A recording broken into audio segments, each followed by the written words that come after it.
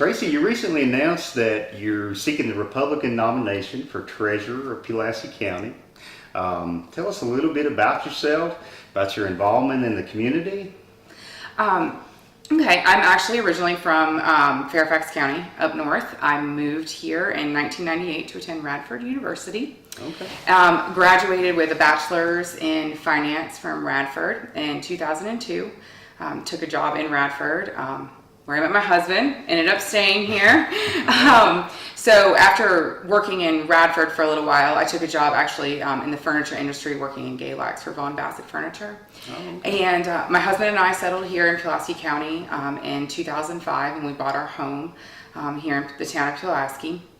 And at that point, I realized, I really wanted, I'm a huge component of working and living in the same community. So I wanted to come back to the community, in which I did. I began working at Pulaski Furniture. And when I was at Pulaski Furniture, I was working directly for the chief financial officer there. And really got a taste of the town at that point because I had been working in Galax, which was great. I loved working at Pulaski Furniture. I was there until April of 2008. And that's when they were getting ready to shut down that location and move it to Greensboro.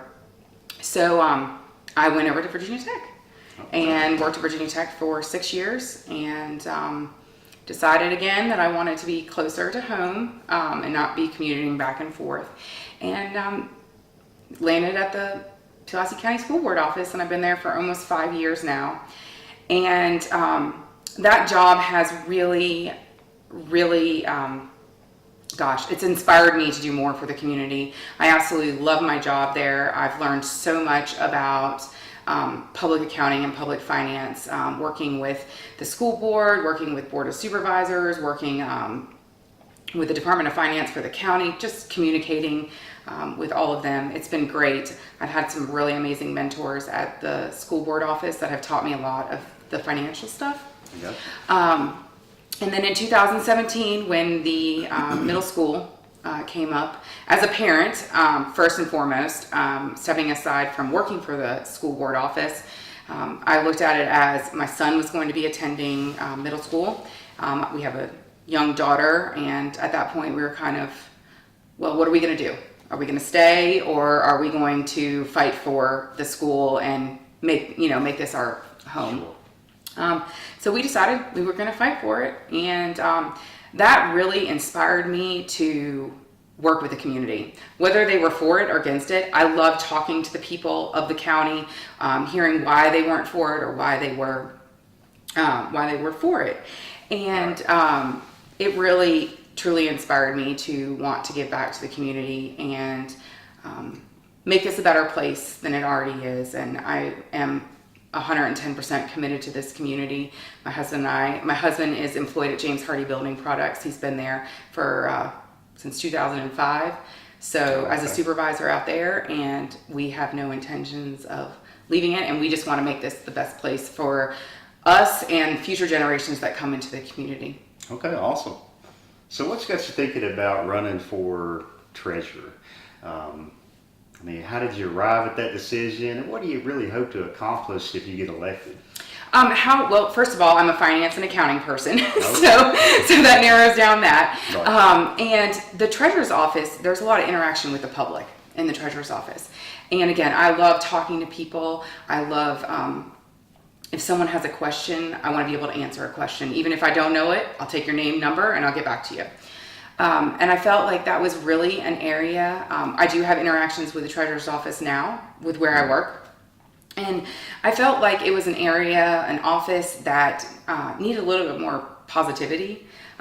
No one really truly enjoys paying taxes. I mean, it's one of those things you have to do. Right.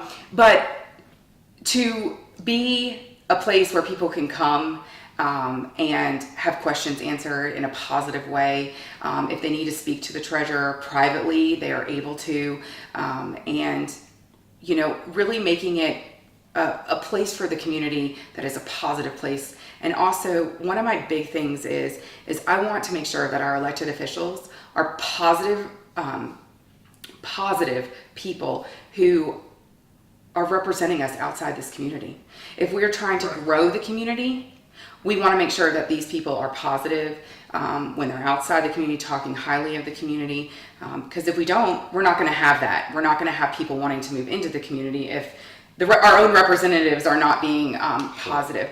So, I had some people back late in the summer ask me if it would be something that I could potentially be interested in. And at that point, I just was kind of like, oh, I don't know if I want to dive into that. Lots of discussions with my family, my close friends, and really, truthfully, the encouragement of them. They've said to me over and over again, I truly believe you'll make a positive influence, leadership skills and everything. Some of the things that I would like to see changed in the treasurer's office is, it's very hard for people. The county's huge, and it's extremely hard for people to get from, let's say, the Fair Lawn area, downtown Pulaski, if they have questions for the treasurer that they would like to meet with them one-on-one to talk with something, to be able to get there before 5 o'clock. And so with that being said, especially during tax time when they're collecting taxes, possibility of having staggered hours during those times. So maybe a couple days a week we would open much earlier. They open I think around 8:30. So 7 and closing earlier, and then sometimes opening later and staying open later in the evenings. And one of those things is my husband used to work shift work. I've been part of that for years. He no longer does. But those people need to be able to come and talk to the treasurer, to meet with them, meet with the office employees if they need help with something. And I want to make sure as a civil servant that we are not requiring our community members to either take leave of absence from work or losing money on the job because they need to come talk to somebody that they elected. So that was one of my big things, and maybe the discussion of maybe having one Friday a month working half a day, and then one Saturday working half a day on a Saturday. So anybody who can't reach during the week, they're able to come in and get questions answered. So that's one of my big things is, again, helping the community and really making that a positive place. The other thing is the delinquent taxes. There is an issue with the delinquent taxes. We have quite a lot of them if you see the paper.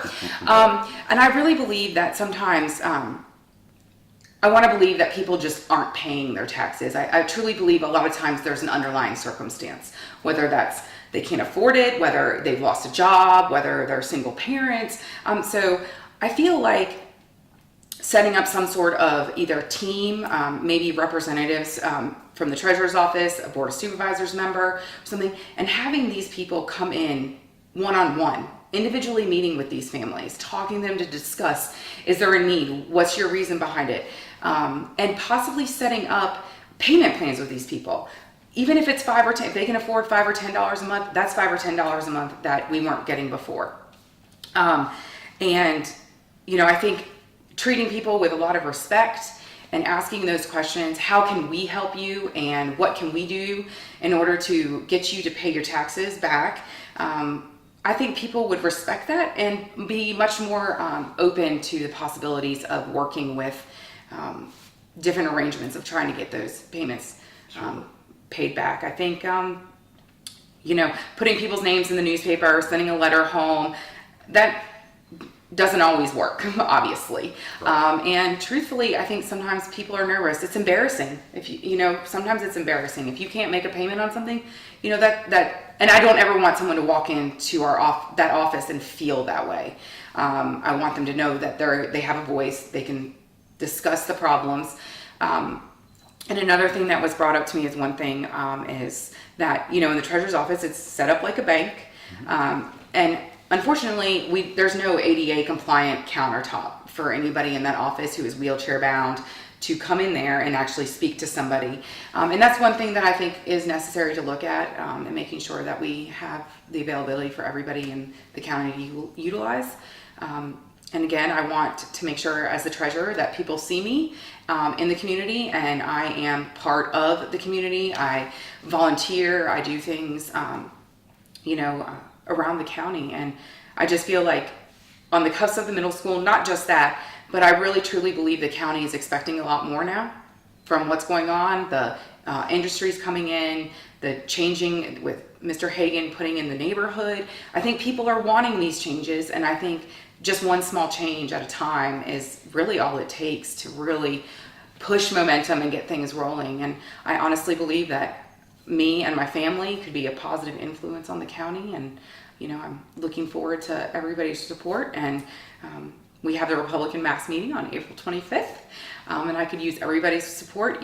Doors open at 5:15. You have to registration starts at 5:30, and you have to be in line by 6:45 in order to get in there. But I think this is a great opportunity for Pulaski, and I've said it quite a few times that I am really excited about this. I really feel like this is where I should be. Yeah. So. Wow, that's great. Tracy, I wish you the best of luck in this upcoming election. And thank you. Thank you for speaking with us today. Thank you so We much. It was appreciate great meeting you. Thank you.